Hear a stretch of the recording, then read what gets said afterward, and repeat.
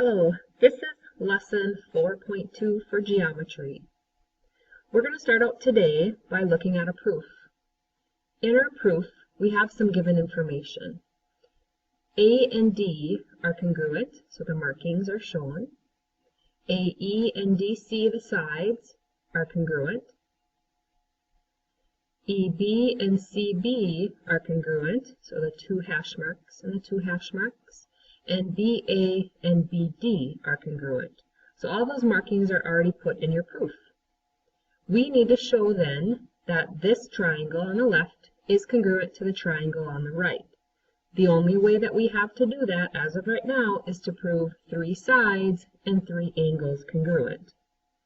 So let's get our givens written down. We have 4 givens, so if we write them out separately, we have 4 lines. So what we've done is we've shown an angle, a side, and a side.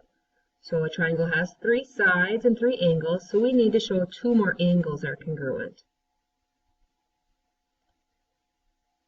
So the second pair of angles that I see congruent are angle ABE and angle CBD. We need to decide, why do we know those are congruent? So I'm going to use the vertical angles theorem. The last thing I need to do to prove the triangle is congruent is get angle E and angle C congruent. And from what we learned in lesson 4.1, if we have 2 angles congruent, then that third angle will be congruent by the third angles theorem. So angle E and angle C are congruent. Then we have the 2 triangles congruent by the definition of congruent triangles. So within our proof, we have proof 3 sides and 3 angles. Today we're going to be learning a shortcut to that. It turns out that you can prove 2 triangles are congruent without having to show all corresponding parts congruent. And the first way we're going to learn is called the side congruence postulate. And your abbreviation will be SSS. If 3 sides of one triangle are congruent to 3 sides of a second triangle, then the 2 triangles must be congruent. Previous to this, we had to show 3 sides and 3 angles. So this is definitely a shortcut. So using that method, let's try an example. It is given that BC and BF are congruent. CD and FD are also congruent. We need to show the top and the bottom triangles are congruent. So we're going to get our givens in here right away. Notice one is a side, the other one is a side. Our shortcut is to do SSS. So we only have one more side to show congruent. This is the one that we need.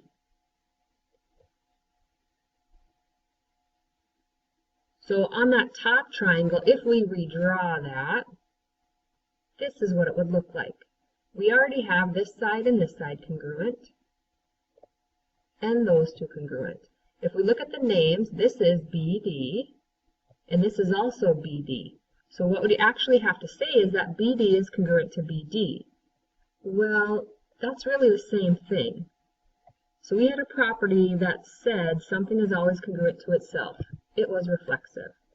So now we're going to be using that reflexive a lot to get that third side named within our proof. So we have covered all of what was necessary. We've shown that 3 sides of a triangle are congruent, so now we can use SSS. Here's a vocab word, included. An included angle. Angle A is included between side BA and side AC.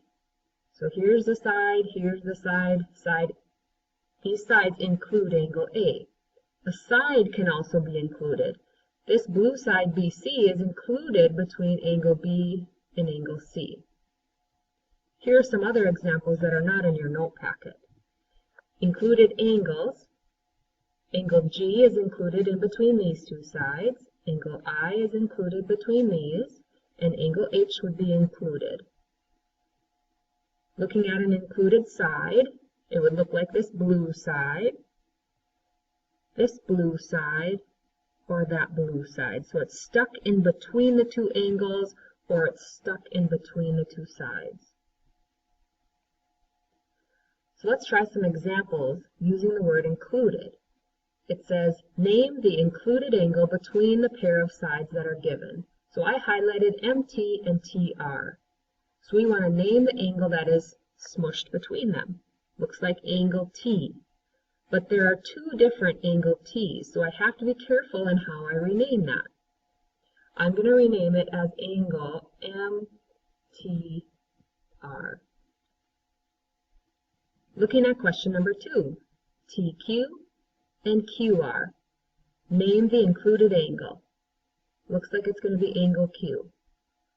And I can name it as angle Q because there are not two different choices. The last example shows RT and RQ. They include this angle R. There are two different angle R's, so I need to specify angle TRQ or QRT. The reason we learned that included vocab word is because of our next postulate. And this is another shortcut. So we already have SSS to prove triangles congruent. Now we're adding SAS to the list. Side, angle, side. If two sides and the included angle of one triangle are congruent to two sides and the included angle of a second triangle, then the two triangles are congruent. The important part is that that angle is included.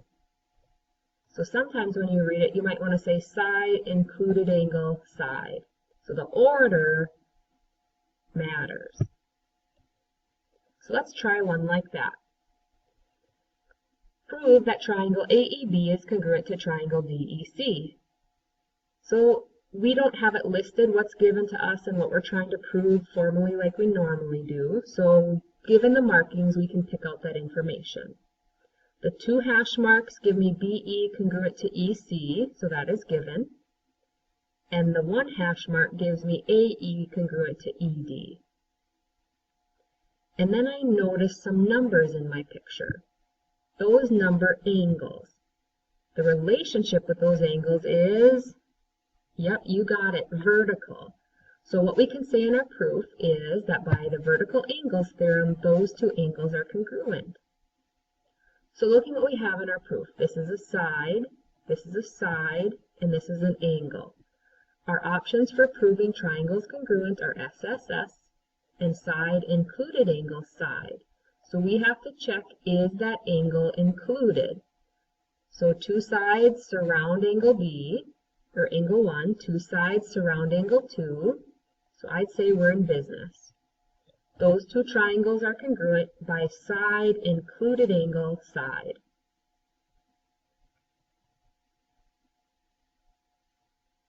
Last slide for today. Are the two triangles congruent? If so, list the postulate that justifies why. Otherwise, explain why they are not congruent. So, looking at question 3, the top triangle ABC, bottom triangle DEC. Our options for these three examples are side, side, side, and side included angle side. I see two sides and an angle. We need to decide, is that angle included? I would say yes, it is. So these two triangles will be congruent because of side angle side. Number 4. We only have two pieces of given information. We have a side, FH and HJ, and we have another side, GH and HK. Is there any way we can either get the two sides congruent or the included angle congruent? I'm starting to think about vertical angles. Are those two angles in blue vertical? No. The angles in question number 3 were. They share opposite rays, but these two are not. So there's no way we can get these two angles congruent to each other, and we don't have anything to get these two sides congruent to each other. So are they congruent? No. And my reason is they don't fulfill side, side, side, or side, angle, side. Not enough information. Number 5. PQR, the top triangle, and SRQ, the bottom. Are they congruent? I'm looking for hidden information. I don't see vertical angles like I did on number 3. The other thing we talked about today was reflexive. Here's what I like to do to try to find the missing piece. I'm going to redraw these two triangles separately. Looking at their sides, now I can see that this is labeled QR and this side is labeled QR. So in a proof, we would have QR congruent to QR by reflexive. So I can get that third side congruent to the third side. So this is going to be a yes because of side, side, side. And in our justification, we might also want to write reflexive. So if we do that in 5, going back to number 3, we should also add, well, this one wasn't vertical angles theorem, it was actually given to us, so we wouldn't have to add it. This concludes my notes for lesson 4-2.